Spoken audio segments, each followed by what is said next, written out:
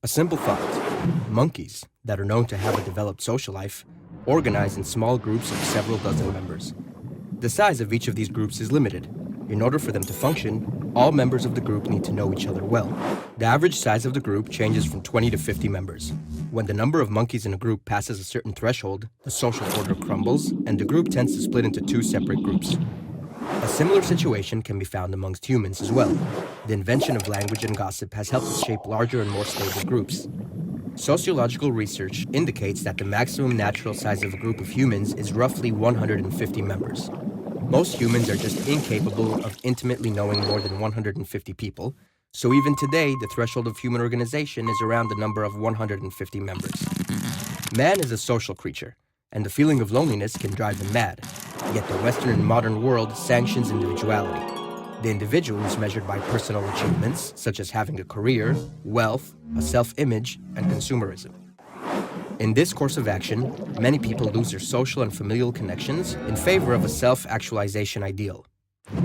As the social fabric in the Western world weakens, it is not surprising that more and more people define themselves as lonely, and thus, loneliness has become the most common ailment of the modern world.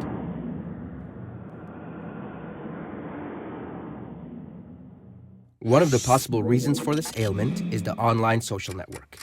In a world where time is money, in which our surroundings heavily pressure us to achieve more and more, our social life becomes tainted and more demanding than ever before.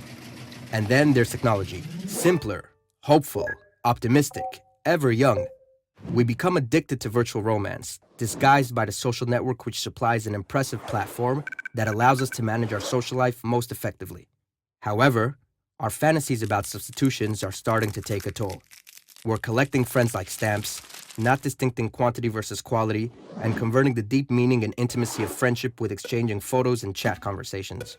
By doing so, we're sacrificing conversation for mere connection, and so a paradoxical situation is created, in which we claim to have many friends while actually being lonely. So what is the problem in having a conversation? Well, it takes place in real time, and you can't control what you're going to say. And that is the bottom line. Texting, email, posting, all of these things let us present the self as we want it to be.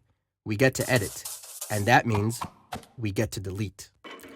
Instead of building true friendships, we're obsessed with endless personal promotion, investing hours on end building our profile, pursuing the optimal order of words in our next message, choosing the pictures in which we look our best, all of which is meant to serve as a desirable image of who we are. We're expecting more from technology and less from each other. The social networks aren't just changing what we're doing, but also who we are. And that's because technology appeals to us most where we are most vulnerable. And we are vulnerable. We are lonely, or we're afraid of intimacy, while the social networks offer us three gratifying fantasies. One, that we can put our attention wherever we want it to be. Two, that we will always be heard. And three, that we will never have to be alone. And that third idea, that we will never have to be alone, is central to changing our psyches. It's shaping a new way of being. The best way to describe it is, I share, therefore, I am. We use technology to define ourselves by sharing our thoughts and feelings, even as we're having them. Furthermore, we're faking experiences so we'll have something to share, so we can feel alive. We slip into thinking that always being connected is going to make us feel less alone, but we are at risk because the opposite is true. If we are not able to be alone, we're only going to know how to be lonely.